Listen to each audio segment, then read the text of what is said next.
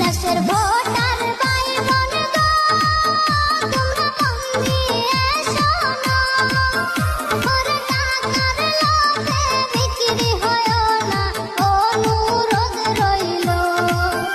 ওরে 2 টাকা লোভে বিক্রি হয়ো না, অনুরোধ রইল। দেশের ভোটার ভাই বোন গো, তোমরা মন দিয়ে শোনো, ওরে টাকার লোভে বিক্রি হয়ো না, অনুরোধ রইল। ওরে 2 টাকা লোভে বিক্রি হয়ো না, অনুরোধ রইল।